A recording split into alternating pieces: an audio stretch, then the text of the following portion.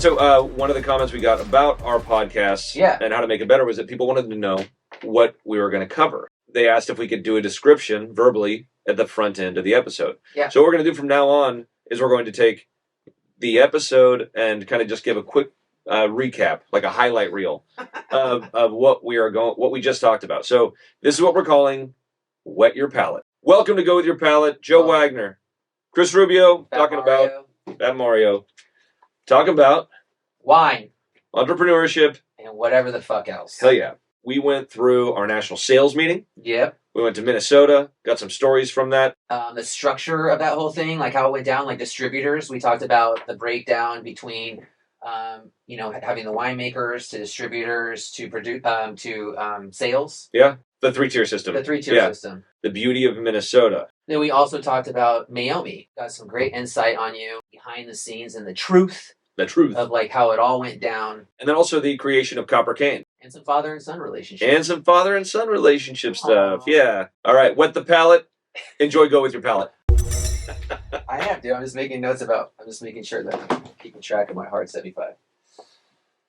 I want to talk about your hard 75 at some point. So let's... God, I look so flat. Would you get implants? Wait, what? What? Your biceps look look at like... that. That's a turtle shell over there, dude. You know what I love? Is Mario would be after this mofo. When guys like start working out and cutting, it's like the same thing as being vegan. It's like the first thing you have to do is tell people, hey, I'm doing hard 75 or I'm a vegan or whatever. I'm gluten free. Like, it's just shut up and fucking live life.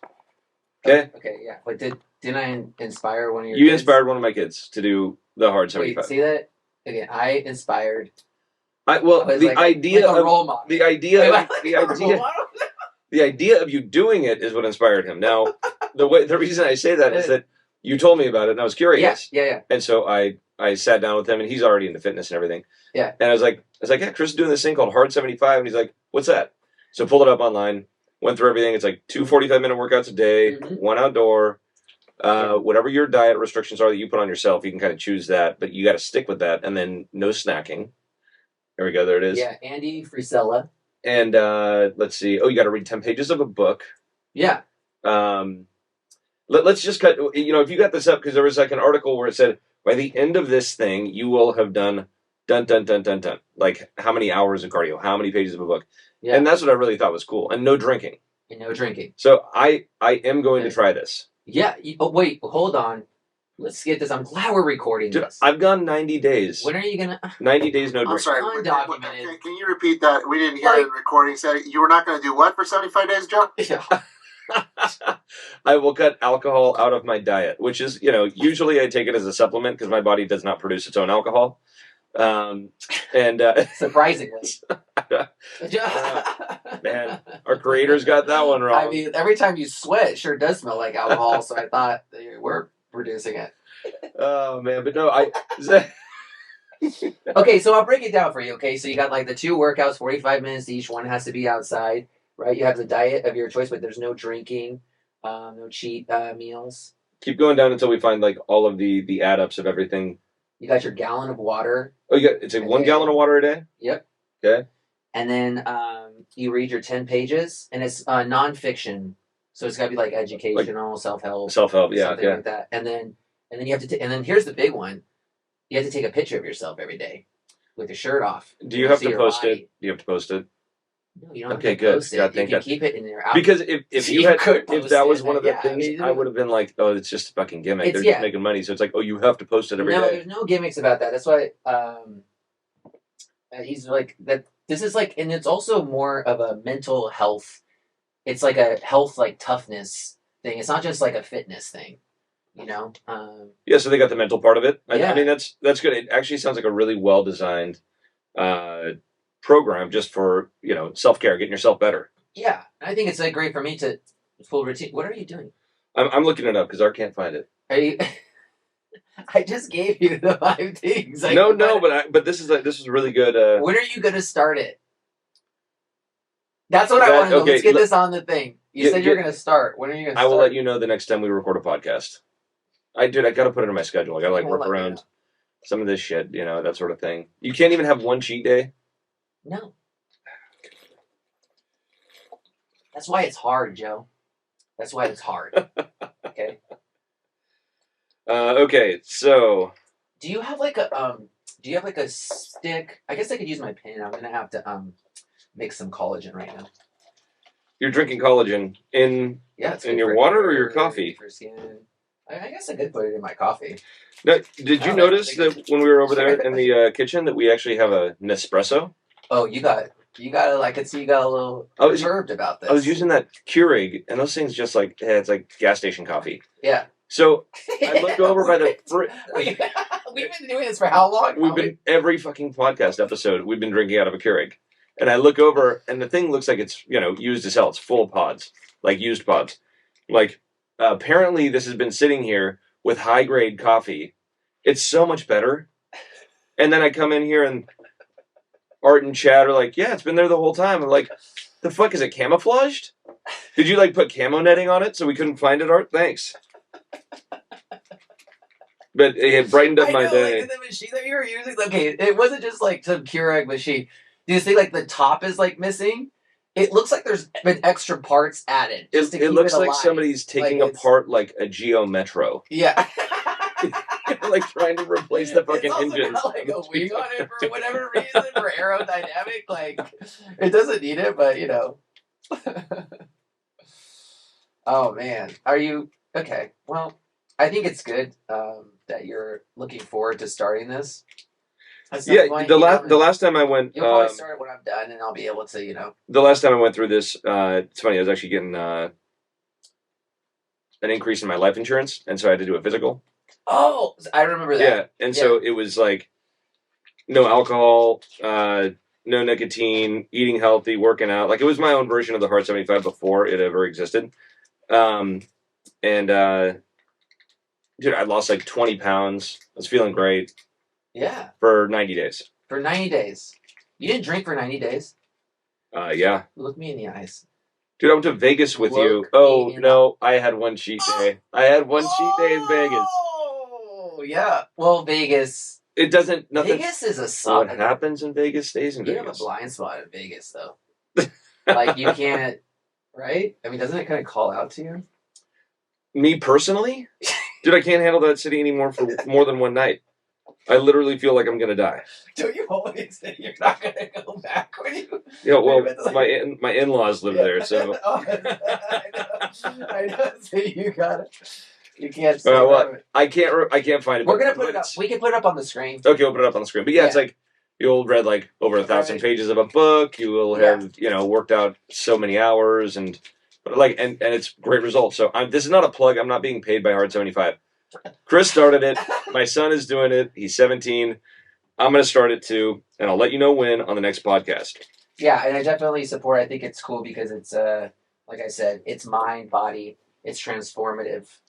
It's pretty cool, and I think that's the whole point of like even the pictures and stuff. It's weird. Yeah. I don't like to take the pictures of myself. I'd almost think that's like one of the hardest things.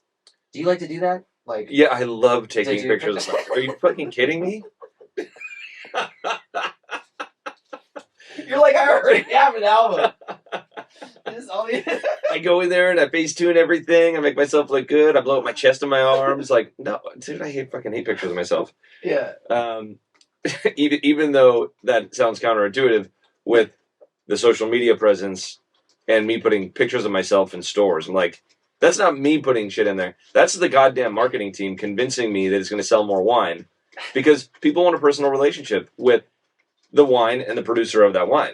Yeah. It's really important now. Like we can't, and unfortunately, most of the wine companies out there they're just shell brands. Like there's a much bigger corporation. It's publicly traded and there's not a lot of care that goes into it. It's, somebody's just got a job and they're going about their daily business. They're making trinkets. They're not making fine wine.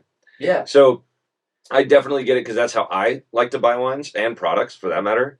Like I want to know the story. I want to know, who owns it. I want to know there's like validity there and passion.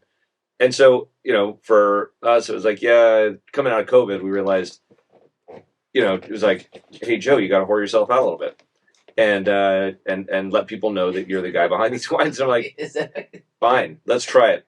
And fortunately, we've had success. So I'm not going to knock the success, but. Was that really, that's how it was proposed to you? Like, you got to whore yourself out? That's how I internalized. the message that was sent my way. You do a good job at it. Like you know. Hey, fuck you too. Yeah. This coffee is really good. think... Thank you, Art, for finally putting an espresso in there. I don't believe you that it was already in there because I never saw it. All right, so where are we gonna start? Boats and hose. Boats and hose. Boring myself out, yeah. okay? Because this is that all kind of sparked a whole. Well, that sparked a whole memory that we just got back from our national sales meeting. We did. Yes. Which you're lucky to have been part of. I want to tell you that right now. Thank you. Yeah, I was like, why is Chris coming? The whole marketing team there. It's like 70 people. That was good. It was good. Thanks, bro. Meeting was great. Like, and so we're like, I kind of like feel like we finally have this team where everybody's got thick skin, everybody's competitive, everybody's talking shit to each other in the meeting. You got like 70 people. And we were in Minnesota, throwing middle fingers, calling people names, calling them out on their bullshit. It was like the Wolf of Wall Street in the wine business, except no cocaine or strippers. Yeah. And no illegal activities. There was definitely no cocaine or strippers. I think that's important to note. Yeah. But no, it was a place of 10,000 lakes and. Yeah, it was Minnesota, Wayzata. Wayzata. Why did you choose? I was just curious why you chose. Okay, it was nice though. Why did we choose Wayzata? I like that. First of all, so Minnesota is it's a pretty major market in the United States. Yeah. People don't really know that. But like there's some pretty big metro hubs there, and they drink a lot of wine. They got a long winter, Mm-hmm. What do you need when you ice fish? You need a pole and some booze. That's it. Yeah. Yeah. Maybe a fire.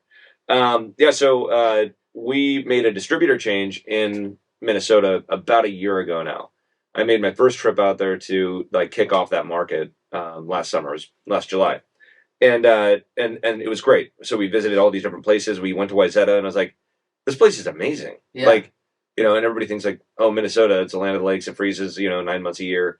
Why would we go up there?" And so, number one, wanted to support the market after the first year, which these guys, Johnson Brothers, absolutely crushed it. So they're our distributor there. Yeah. And like doubling our business because we were with a really tiny group up there that's kind of going out of business. And so we were like, well, let's see what the right alignment is, and jumped in with Johnson Brothers. Fuck, they're awesome up there. Dude, they have a cool story too. I know, yeah. So Yale, the guy that runs the place, Yes. He stopped in and told his story to the whole sales team, which humble beginnings, kind of like just trying to make ends meet with his grandfather, and then they rolled it into this thing that continued to bring in more brands, more prestige, and focusing on fine wine. I think that was one of the big differentiators because he was saying he couldn't get like the big liquor companies to to let him distribute their products. Yeah.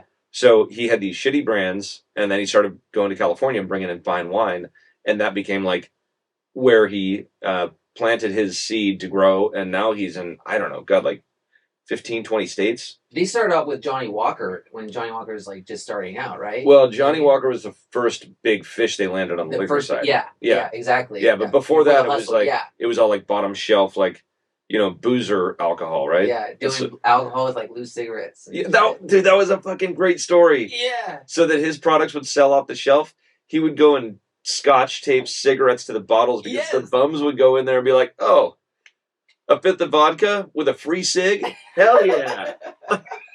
Dude, it was so different back then. It's like a nice little shelf talk, or like. Could you imagine you tried to bring that one back? That would go well.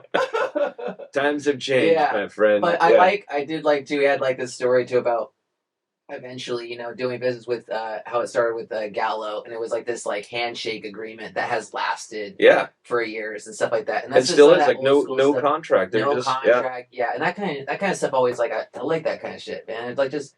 But that's how we operate. I love how, that. Like, it just brings you back to our roots, like how we grew up and like how we were brought up, like how shit was done, Yeah. How like a firm handshake could and be your like, word meant something. Oh yeah. Yeah. And that was that. Yeah. Now, dude, it's just like crazy now. Unfortunately, yeah. I mean, so what's really funny is we had so the TTB, who is like our federal governing body over alcohol. Yes. so they'll audit wineries from time to time, just like randomly. We ended up getting an audit. God, it must have been like 5-6 years ago. And one of the things that came up was the beginnings of the distillery.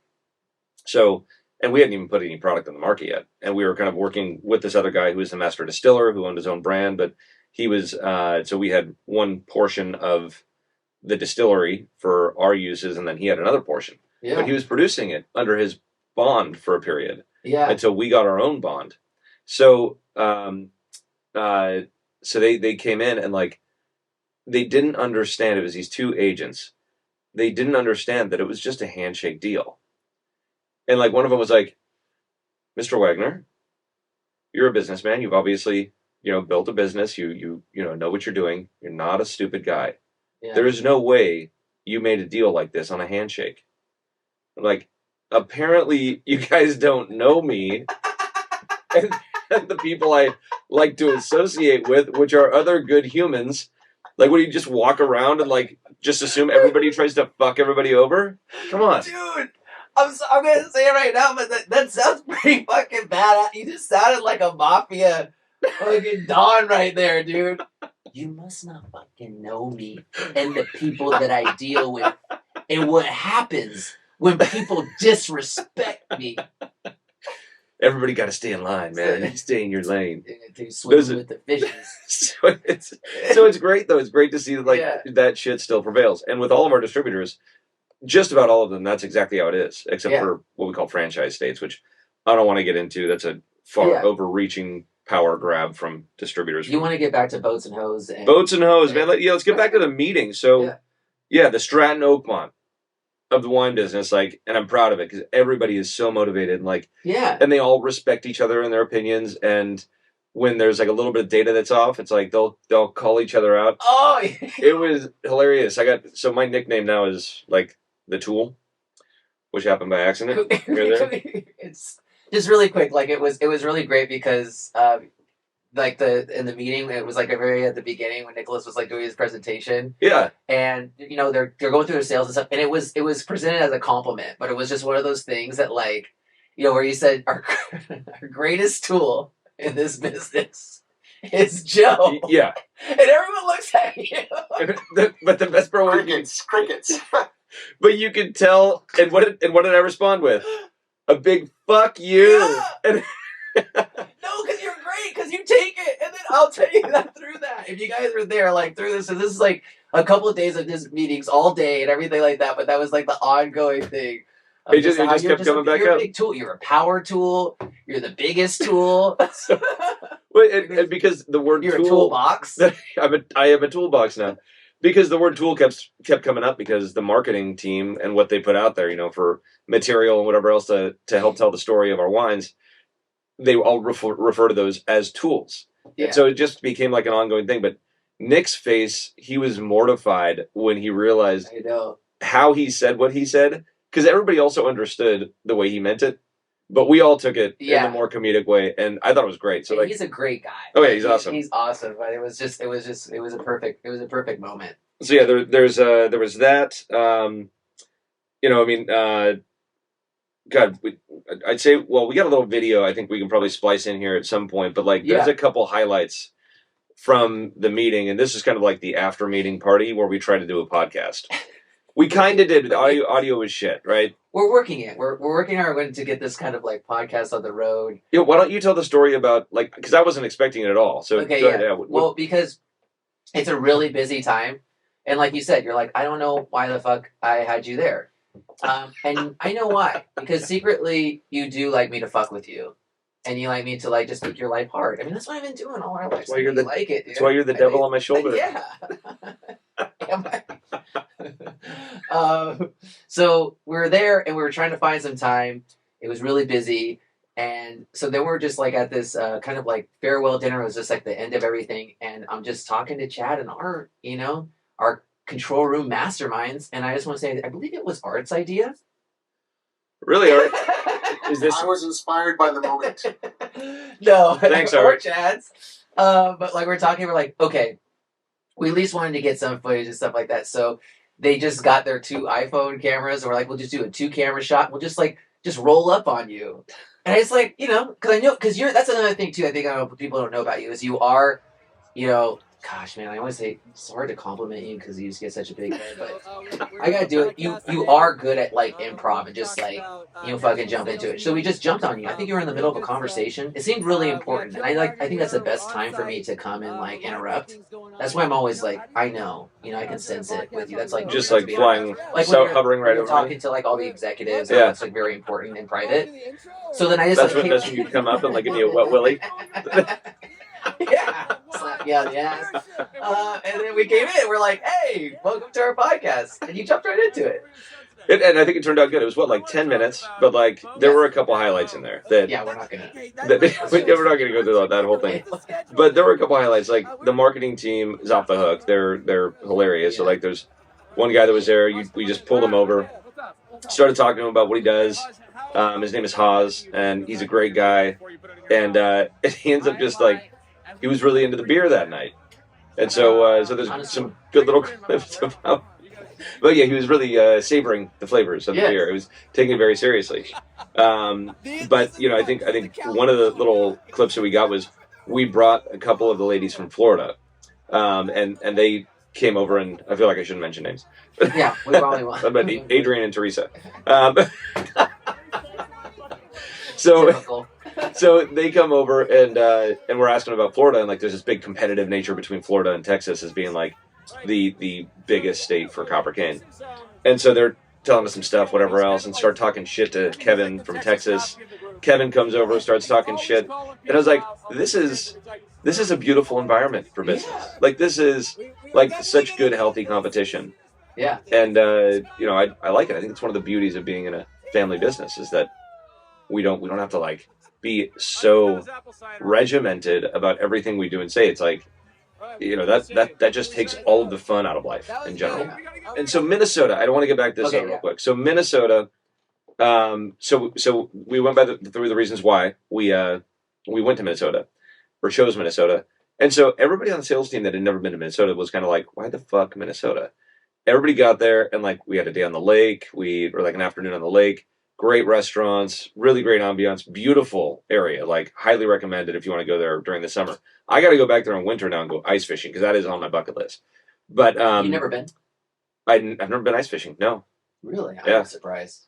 And so everybody that was kind of like balking at it was like, "This place is amazing. Like I'm gonna bring my family back up here." Yeah. Like like of course it's beautiful. Like people live here for a reason. Great quality of life, beautiful place to live. If you like the winter. They got winter. Yeah. But then the summers are gorgeous. So, and I always look at it this way. The place is either great or horrible, regardless of how beautiful it is, based on its people. Like you can have the worst experience in the world in one of the most beautiful places in the world. Like Paris. Paris is a great example. Oh. Everybody that lives, not everybody, the majority of people that live in Paris, especially towards Americans, are fucking assholes. Like, and Bordeaux is the same. It's just like this snotty attitude. And so you're like, you know what? I actually canceled my last trip to Paris. But I think, not everybody there. But no, not everybody. But I'm talking like maybe 98%. Because I've had really bad. Because I'm gonna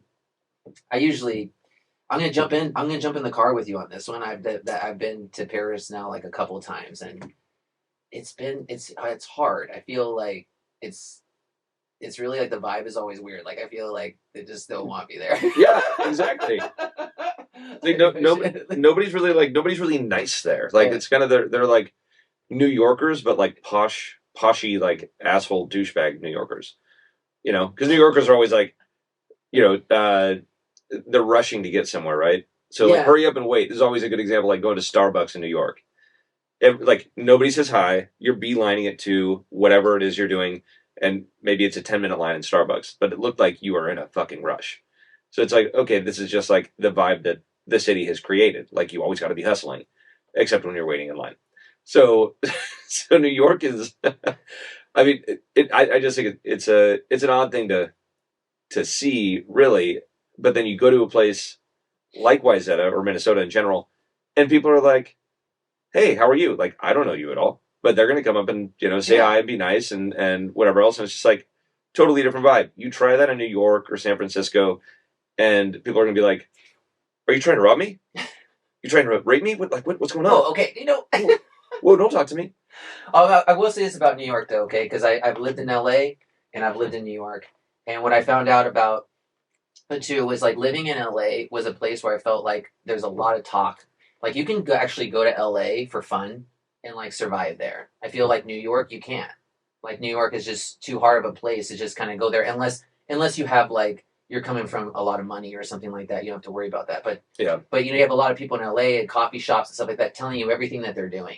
They could take your whole time up being like, I'm writing this for the studio, like I'm working, I got this script going and blah blah. And then in New York, they don't have the time to like sit there and talk about all that shit because they're actually doing that shit. And it's like in New York, the hustle is so hard because like if you miss your train, like that's gonna screw up your whole fucking day. Yeah. You know what I mean? Like because you really do have to rely on mass transit there. Whereas LA, it's still your car. And I had like a lot of situations of like this hustle and bustle, and I would be one, and I started kind of getting acclimated to like the culture there. And I remember like specifically something that to me like represents what it's all about is that I'm hustling somewhere.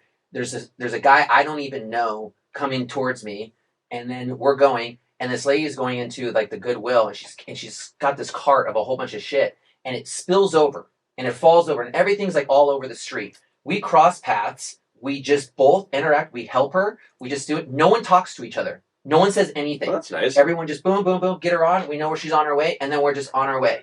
So that to me though explains that like it's like the vibe there is like we're there, but we're not there to like waste time. But like still, people get a helping hand. Okay. You know what I mean? I don't know. I mean, I haven't seen that in Paris. How about that? Okay, I have not yet. I did not fucking see that shit. So I would. I would be happy to cart. Someone kicks me, the car all over. You still got some good American values up in New York. That's that's good. But yeah, highly recommend going to Minnesota in the summer. It's just awesome. So. Great meeting, boats and pouring ourselves out, putting ourselves on the table. Everyone kept saying boats and hoes, and I think that's great because it's just saying that it's a place about sailing and farming. Yeah. Right? That's what we're talking about. Boats and, the hose behind the tractor, the plow hose. Yeah. Thank you. Just plowing. Yeah. That's exactly, that was exactly it. So there's a couple things that are interesting about Minnesota. You want to jump into it? What are some of the Mall of America is? The biggest mall in the U.S. Yep. I've never been. I've never been either. I mean, I bet it was like the place to be in '97. You know what, dude? It's like I remember there was a time we really loved malls. Yeah, that's what I'm saying. Like kids, right. '97. Yeah. That was your park. That was like your indoor park. Yeah, dude, the arcade. Yeah. It was like when you go to the comic book shop. There's not really any arcades anymore either. I know, dude. It's like kind of like fall apart, but like that was a place where you could go and just, like fight people that you don't even know. I mean, like in Street Fighter. Of course. Yeah. Yeah, you don't want to cause a ruckus in the mall with like. Who were you good with on Street Fighter? Did you have you liked Blanca? Blanca. It was Blanca. You liked that Blanca. You liked the. I still don't know, was Blanca a guy or a girl? Did you like Blanca because he like most resembled you? Green and hairy. Like, yeah. I hope we can drop a picture of you next to Blanca. We find a picture of Blanca. How do you look like so many fucking people? People say like we had like Dionysus. I also think you kind of look like Blanca. But then also another place that Minnesota is known for is Paul Bunyan. And that's why I actually thought you chose it. Because you kind of do look like Paul Bunyan. Oh, thanks. Yeah. You should see me in my lumbersexual outfit. You do get lumbersexual. I do, man. That's like your go-to. So we were talking about taking pictures of ourselves. I was up at La Cagna, like actually cutting shit. It was like winter. This was a couple of years ago, and I just had like my axe with me. Yeah. And I'm like in the middle. I'm all sweaty. It's raining, just like soaking wet, and I'm cutting down trees, like clearing a road because and I didn't have a fucking chainsaw because I wasn't expecting it, but I always have an axe. So yeah. Just keep that. He always has an axe. So you don't know who I know. You don't know the people that I know. The axe just comes on the table at a meeting. They're like, dude. You're like the fucking butcher, dude, in Gangs of New York. So I take a moment. I got my like this heavy Filson flannel on, like the checkerboard look. Yeah. Got jeans and boots and my beard and this axe.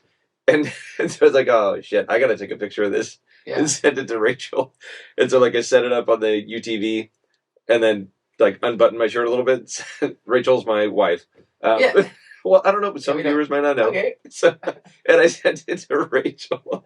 She fucking loved it. Like it was just like a turn on. I was like, okay, apparently I'll dress as a lumbersexual more often. Lumbersexual.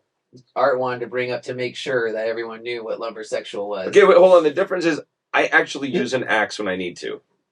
Okay? The lumbersexual is merely a city version of a lumberjack. And the groom of a hipster. That's it, exactly. That's it. The groom of a hipster. Couldn't have said it better. You got the David's such a lumbersexual in his work boots and flannelette shirt. It was a flannelette shirt. And that well-groomed beard. Yeah, you should see him trying to check his oil, though. You gotta love Urban Dictionary. So when you have this video, right? Did you say you sent her a video? Oh no, just a picture. Oh, it was just a picture, no video? No. Recreate this, dude. This was like years long enough ago where like the selfie was still like I felt like still, like for me a new thing. Can we get those pictures? Don't know. I don't know. We'll see. We'll see. I know how you like it every time, like after these things where I gotta dig up your personal shit. Maybe we can recreate that. That sounds like it'd be a new TikTok for you. I think that could be great. Oh, lumbersexual? Yeah, we could either make rain happening or wait till it rains. I just, you're out there. I gotta be doing something real. Something real. Yeah, I mean, you'd be really using an axe and chopping down the trees. Yeah. Right? That's what you do with it? Supposedly. That's that, chopping firewood, that kind of thing. Yeah. So it's always good to have a little backup. I want to say, so I like this when you keep talking about like the competitiveness that we have, like in that, and also like the humor and the fun. Gosh, it does really feel like you've created this like culture of like family and Wow, that dude in the hard hat is that's something else. That's you. Yeah, like, I've seen. Go up a little, like I mean, sorry, down. Yeah, with the shorts. With him kind of like in that lunge. Yeah, it's very similar to the picture I sent to Rachel. Yeah. Okay, yeah, that's great, bro. But yeah, like I think that culture, like, because you even have, I like too, like themes to these things too. You make it fun. Like it was a decade of dominance. Yeah, it was kind of like the theme, which I thought that was like a good theme, like dominance. Very strong, and it kind of gets the people moving, and they kind of like work off that with their presentations and stuff. Yeah, I mean, we're going into our 10th year, and so like getting everybody motivated. That like I've been in the industry for quite a bit longer than that, but Copper Cane itself was founded about 10 years ago. Yeah.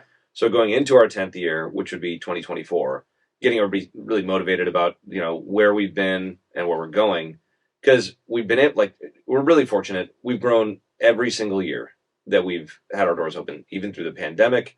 We had to pivot and change and whatever else, but we made it work. And we've gone through different renditions of, the team and sales organization in particular. Winemaking is still the same, but now we've added a few more people on the whole team in the cellar and whatever else. Same thing with production. But like the core of our group is still there. Like Eric runs our sales. He's been here since 2015 and really was instrumental in creating what I'd consider the best sales team in the industry. And so it's really good to, I think, show that and tell the stories of that and have people understand that, like, yeah, we have dominated, not just, I think, in our segment, our little tiny segment of the wine industry, but I think we've just dominated as a company and how we go about our business. Like, we're honorable.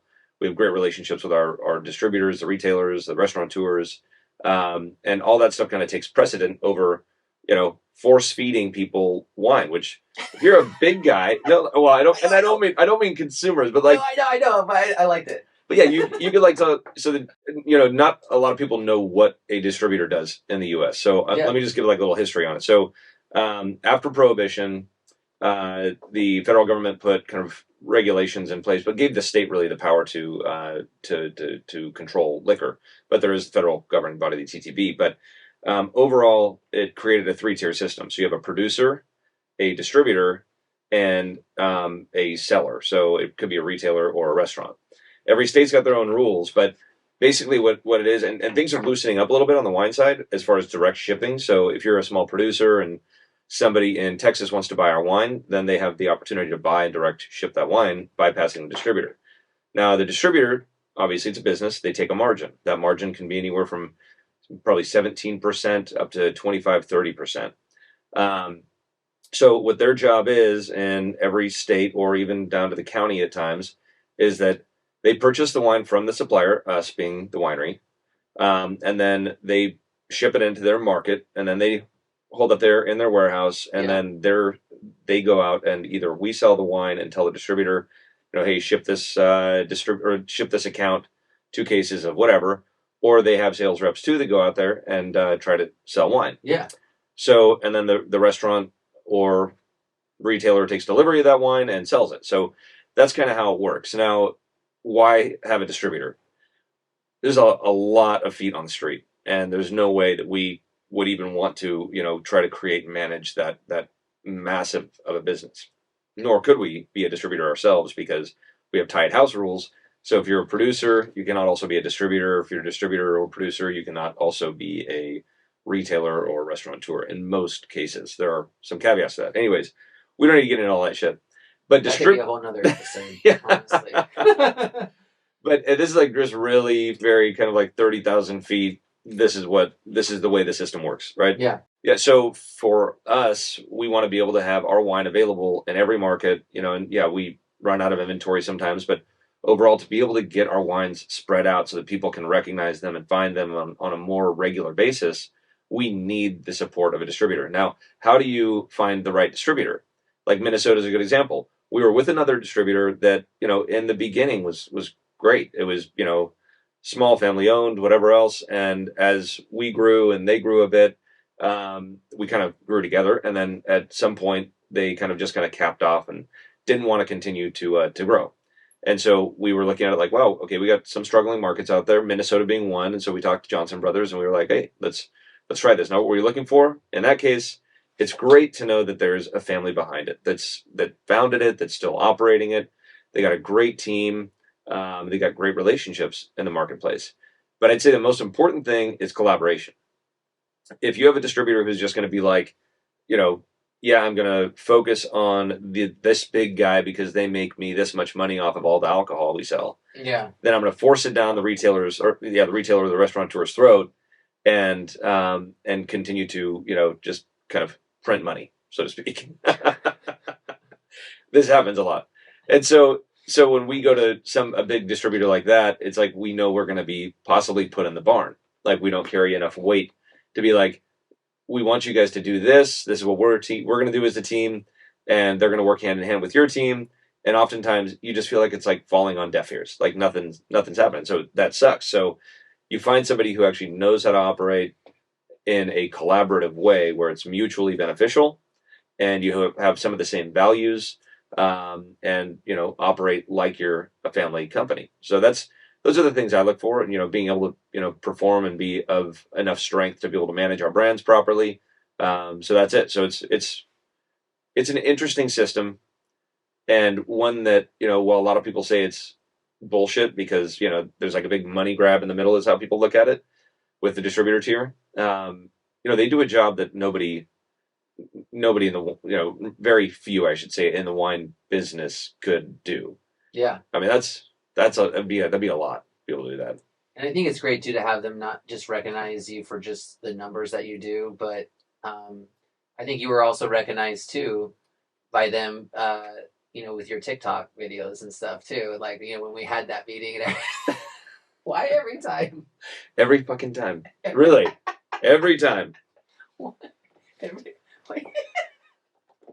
Are we done? I think No, you still have a stream of consciousness about TikTok here? All right. I mean, he was really impressed by your TikToks. I was saying that they respect you for that. Your videos. Yeah, thanks. Yeah. Well. Good. Okay. Okay. So they're just moving on. No, something that came up though great though too is like, so decade of dominance.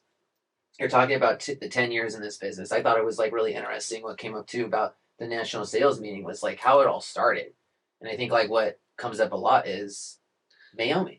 Yeah, so there was, there were quite a few questions about that because there were quite a few we added to the team over the last year. So there were quite a few new people that hadn't heard the stories or anything like that. And I mean, quite frankly, everybody wants to hear every time the story is told, there's some different details that come out, and people like that story. Yeah, I mean, I like the story, but I like it too. it's so yeah. So how did it all start? Well, I mean, I started in '01 with the '01 vintage, working with my dad, and then started Bell Gloss. Yeah. And then as that grew, started Meiomi, which we don't own anymore. Anybody out there? So like, you're not supporting this podcast by drinking Meiomi. um, so started Meiomi as a way to get California Pinot Noir kind of more on the map because it wasn't a cool thing back in the early 2000s. Yeah. And it evolved. It was in restaurants only for a long time, and then during the recession, 2009 or 10 or so, right in there, it started going into retail, and just took off like a rocket ship. And we were able to maintain production that we needed and whatever else. And it turned out to be just a massive brand, like the biggest Pinot Noir brand in the world. And oh, thanks, Art. Yeah, that's what I used to look like. Pretty funny, huh? Look at without that facial hair. Jesus Christ. I mean, I think you might still look like that if we take off your I might. your hair Yeah. mask. I don't know. That was this is one of those pictures where you're like, this embodies like you're like, really? That just like happened? 2015. Jesus. Yeah. So it took off, and within we were all selling our wines together.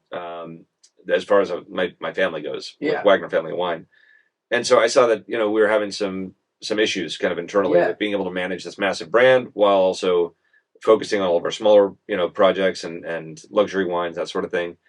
And so to kind of keep things a little more balanced, I thought, well, I want to take this philosophy out to a larger opportunity.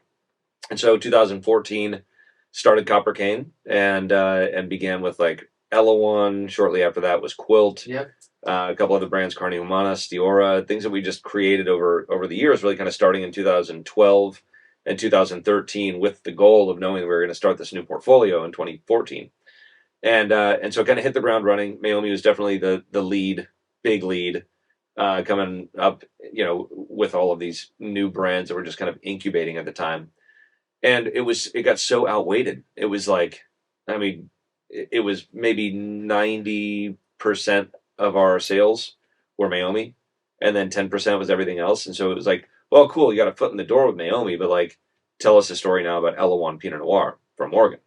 And so there was kind of like this disparity. And so even prior to creating Copper Cane, there was one publicly traded company, Constellation, that I was introduced to by a friend of mine, Dave Finney, who sold The Prisoner.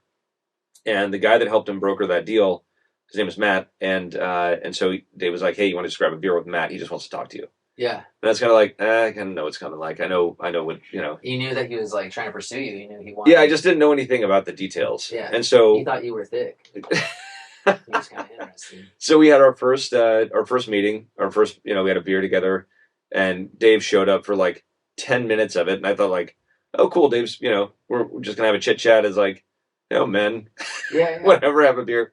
And then Dave's like, all right, well, I'll leave you guys to it. And like gets up and leaves. I'm like, oh, Jesus, Dave. Okay. Well, now can't wait to hear how this conversation goes. So Matt tells me, pretty vaguely, it's like, he wanted me to sign an NDA and whatever else to find out about it. But he tells me like, hey, I got somebody who is interested in buying your company. And I was like, it's not for sale. I was like, I don't want to hear about it. And so we didn't even nothing came of that. A couple months go by, I hear from him again, and like I'm friendly with him, so I wasn't like never call me again, fucker. It was like no, just like we just started this Copper Cane thing, or we were just going to start this Copper Cane thing, and I don't want to like that. This kind of throws a wrench into the whole plan of developing this and growing it, and like what the philosophy was. So as time went on, going to like year 2, we probably talked 4, 5, 6 times the first year, and then by the second year, I think it was over 2 years though, the whole kind of pursuit of it. He what did he say? Oh, he wanted to know what our EBITDA was. Like he's like, just give me a number, which it's an earnings number, whatever. So you can look it up. So I was like, all right, but like, got to sign the NDA. So he signed NDA. We all signed an NDA, non-disclosure agreement. Yeah. So you can't tell any stories or anything like that. And so, so I give him a number, and he comes back to me with another number, and the number was huge, but still, I was like, no, we're still like in the beginning phases of this. Answer still no. He's like, all right, well, just come on, like, come back when you're ever ready. When you slam the number, you're like, $1 million. $1 million. And so by like end of year 2, or on that timeline, so to speak, but really like beginning in 2015, Meiomi was cranking like 650,000 cases or something. I mean, in a year, like, it was huge, and it was a strain on me, my team, and sales, everything, and it just was like just running like a racehorse. Yeah. And I was like, okay. And there was a moment where I had to be like, I feel like I'm going more towards commodity wine with this now. Like, I don't know if we can make this blend in the like luxury wine way that we're making it. Yeah. Next year, because it's getting so goddamn big. Yeah. And then meanwhile, we have all these other things over here, and I'm looking at it, and so like I just compartmentalized it too, and I was like, all right, we either go down this route and make everything like this big, right? We're going to focus on it being these enormous brands, or I go back to luxury wine, and if we do sell the brand, then we have a lot more money to be able to invest in land and facilities, whatever else. So, like this podcast studio. So I get a call from Matt, and I was like, yeah, I do want to talk about it. So like we start sitting down with them. This is probably like, I don't know, mid 2015. And start sitting down with them, and gave them the updated number because the business has grown quite a bit in the previous few months, and so they threw like a number out. I was like, fuck, really? Like, you guys are stupid. and so they're actually very smart. I think they made a boatload of money back on that. Yeah. So like, they're nobody's complaining here. Like, I was not going to bring the brand to the places they brought it, and they wanted to bring it there. Yeah. Like, I was like, I'm not going into 7-Eleven with any of my brands. Yeah. And they like immediately jumped on distribution, like pushing it. Every account that could possibly have a wine in it had Meiomi in it, like within a year after they purchased it. Yeah. So in 2015, late 2015, we ended up selling it to them. And it was kind of a big deal, like there's like a couple of like feathers in the hat with it. Cause we were under the radar forever. Nobody even knew who we were. It was like a startup. Yeah. You're walking around, you're like, oh, this is like the most successful Pinot Noir brand in the world. And still 75% of the people I talked to have never heard of it. Well, you mean like until that article came out? I mean, once it was like... No, I'm just talking consumers in general. Yeah. And so they saw a lot of meat on the bone. And I looked at it like, I'm getting balance to this up and coming portfolio, to my life, to the business in general, and giving us also a huge opportunity to kind of solidify our place in the industry. And so the funny thing was, like, we sold it, made the announcement, and you either had people that were like, okay, pony up, we're jumping in Copper Cane, and we are building this from the ground up. I mean, kind of from the ground up, but like, it turned into a much smaller portfolio overnight. Yeah. And you had like a handful of people who were like, no, I don't want to be a part of this. Like, what I'm selling, like, startup companies now. And so you had people on the sales team in particular, not all of them, but like there were maybe 3 that just like jumped ship, and it was like really telling. You're like, oh, I see what you're here for. Yeah. And then you see what everybody else is there for, and they see the passion, they see the future, and we still have a lot of those people on the team. I mean, nothing ever changed with winemaking or vineyard or cellar or anything like that. But on the sales side, there was a little turnover there. But it really helped, I think, the beginning of a recreation of our sales organization. Yeah. And getting more highly motivated people, because it's so easy when you have a brand that's flying off the shelf to get your bonus. Yeah. It's like you're facilitating distribution. You're not actually selling wine. You're not out there telling stories. You're facilitating distribution for the distributor as an employee of the company, as Copper Cane. Yeah. And so it was a very different mentality, and I understood what those people wanted, and it was no longer that. And so there was like this little exodus of, a handful of people, but it was kind of like, respectfully go our own ways, and we're going to start building this team again. And now we're up to, I mean, at the time it was like, I don't know, 10 people on the team on the sales side of things. Yeah. And now we're up to sales and marketing around like 70 or so. So it's, I mean, but the team is solid as a fucking rock now. Yeah. So that's kind of the short story of Meiomi, but there were some little highlights in there where it was like, it was in the driver's seat. Like, it was a brand that they wanted, and I didn't need to sell it. Like, I was under there was no pressure for me.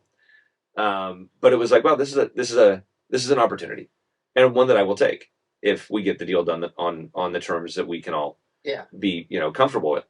But one of them was the non-compete, because like they're like, we have to tell our shareholders that we're not funding the competition, so we got to like create some parameters about what wines you cannot sell, meaning going directly against Meiomi.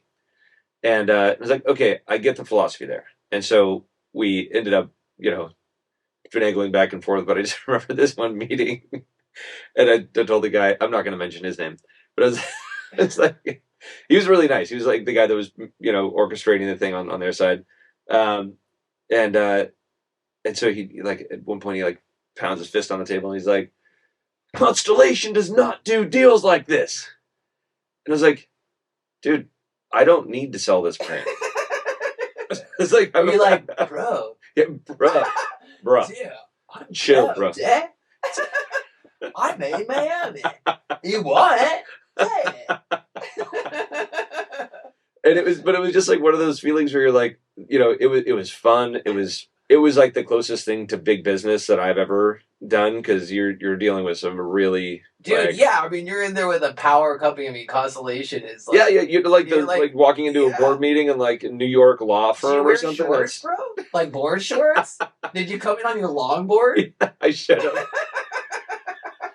Oh man! But did you say, like, did you think about like maybe you should have like asked for more money? I actually should. Yes. Now that is actually true, but I felt like that would be getting a little piggy, And I was like, dude, these guys are like, they're willing to go this far, and like, I mean, this is more than like, this is more than I need. Like, it was, so I was kind of like, just an offering of peace. I like how you're not greedy, bro. I mean, you're like, okay, 315 million's fine. It's okay. Maybe. It was okay. I guess we're all right.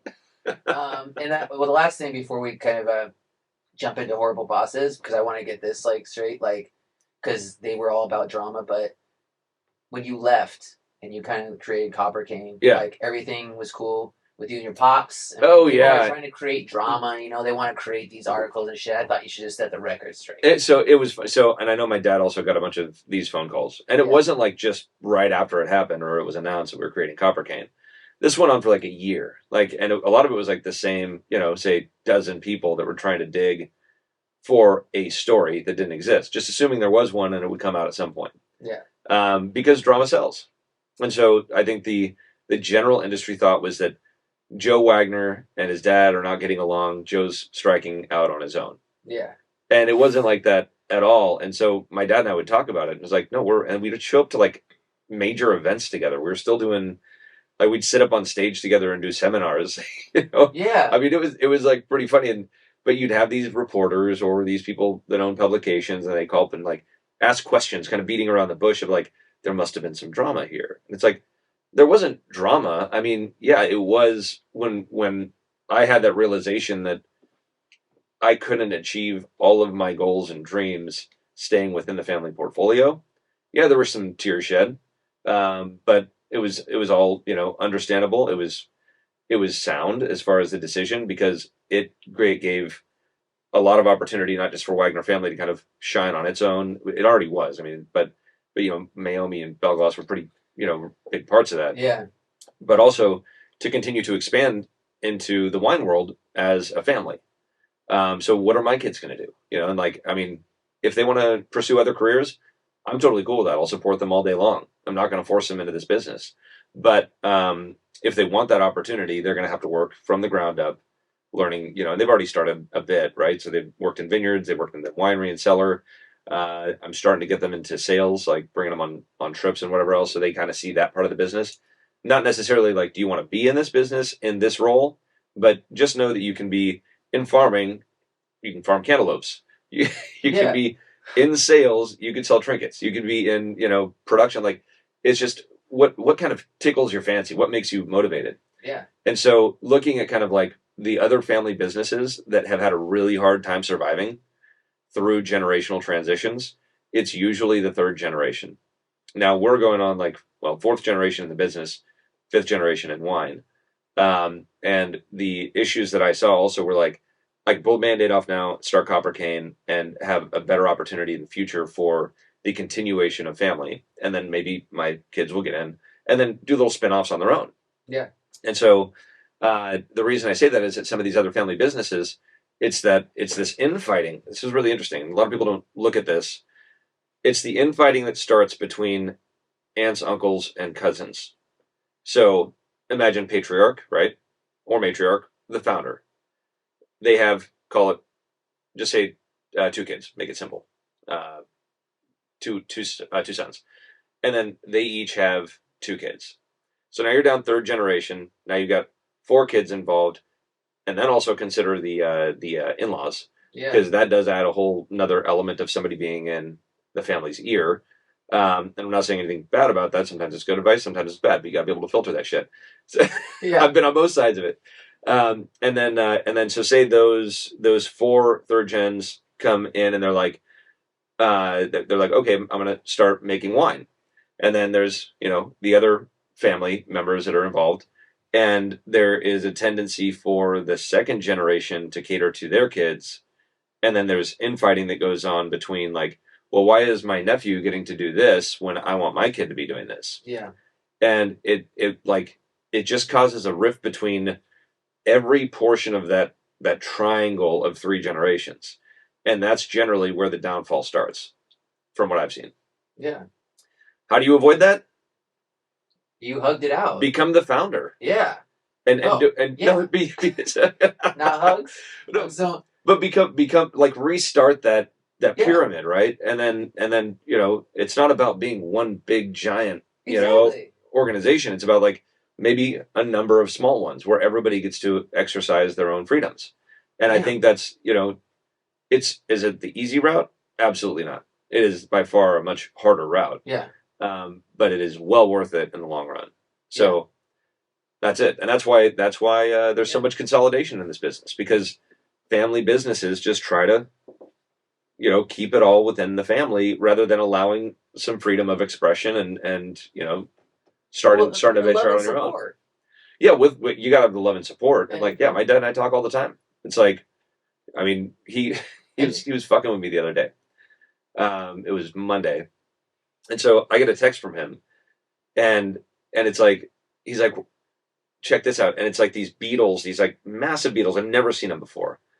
And they have just devastated this vineyard. Oh shit! Like every leaf blade is gone. This is like a picture from this year. Yeah. And I was like, holy shit! I was like, what is that? Where is that? And he was like, oh, that's Clark and Telephone Vineyard. And so I don't even think. I'm like, I send it out to the guy that manages our vineyards, and I'm like, dude, what are these? And is this Clark and Telephone? And he's like, let me check. And then I'm looking at the picture, and it's like the way my dad and I develop vineyards is different. He likes to just plant the vine without any trellis set up yet, and no irrigation in the first years, and so we'll go ahead and run everything. We'll have our drip lines out there, like ready to go, plug and play, and create like a 21st century vineyard like you should. And my dad, it's cool. My dad, he's like just a little more traditional, right? So I'm looking at the picture. There's no drip lines. There's no like pencil rods or trellising. And I was like, there's no way that's one of our vineyards. I was like, where is that? And then he just kind of like ghosts me. And finally, like, he calls me up that night. He's like, have you worried? I'm like, yeah, you have me worried. Like, I got people out there looking for these things. I can't find them. They're devastating a vineyard. I was like, but it doesn't look like Clark Temple. He's like, no, I'm just messing with you. That's in Kentucky. Dude, he's such a trickster, dude. I remember that, like, all through it. I saw through it, but dude, for literally 5 minutes, I was like, dude, how did we miss this? Like, I've never seen these bugs, and they're taking over, anyways, they're pretty funny. I remember when he told me that the song Cocaine, I think it was, is that Eric Clapton? Yeah, Eric Clapton. Cocaine. He's like, I originally did this song and it was Propane, and Eric Clapton took it from me and he changed it around. I'm still a little upset about it. This was like a drive when I was like 10, like we were going through vineyards or something like that with him or whatever. And I bought it. And you're I totally was fine. like, I wouldn't go tell my dad. Like, dude, did you know that Chuck made this song? Like, it was like a whole like drama story. But anyways, Dude, speaking of drama, perfect. let's jump into horrible bosses right now. All right. But thanks for sharing that, man. Like, that was good shit. All right, so here we go. Horrible bosses, as you guys know, horrible.bosses@coppercane.com. Send us your stories of your horrible boss experiences so we can share them anonymously, but then also call out those horrible bosses. Yeah, and what I like about this is I get to learn from this as well, as everybody should that is a boss in their own life, right? All right, so here we go. Anonymous again. I'll get started. Yeah. OMG. I love when people actually write shit like that. It's just like, this person is obviously probably in their early 20s. They want to make sure that... OMG. Okay. LOL. OMG. I seriously can't...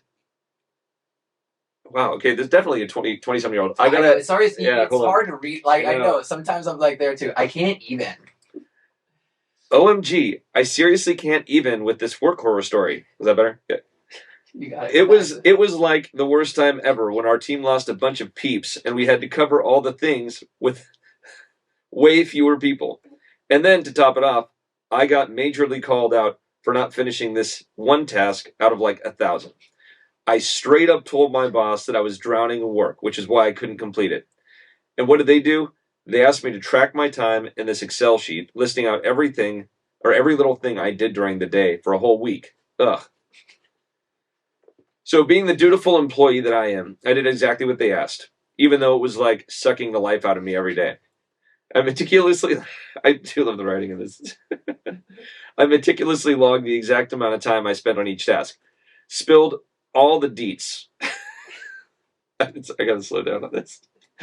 Even mentioned the insane amount of unpaid overtime I had put in. And guess what? The response I got back was like instant. My boss had the audacity to say that, no cap, that all the tasks I logged were like totally in my job description and that I needed to find a way to, manage my time better. No actual advice, no empathy, just a big fat deal with it. I mean, seriously, I couldn't even. This was the final straw. I should have done this in a different voice. And I quickly pieced out of that job. And get this, that boss, the one who smelled like cheese and burped without even saying excuse me, got freaking promoted recently. I'm literally speechless. Like, how is that even fair? Oh, and let's not forget that one. I feel like this is Lindsay Lohan. And let's not forget that one time during a presentation when they straight up crop dusted me, leaving me gagging and feeling nauseated. I seriously lost concentration, and he made some snide remark about the air around me being a distraction. Can you believe it? SMH. Shaking my head. Ain't nobody got time for that kind of toxic workplace vibe. So I bounced, and guess what? About 40% of the team did shortly after. It's their loss, though. I'm out here slaying it in my new gig, where my talents and hard work are actually appreciated. So yeah, that boss might have gotten promoted, but I'm on my way to bigger and better things. Yes, Queen. Is this a joke? No. I just want to say Do you know who said this? Thank you for reading. It's anonymous, bro.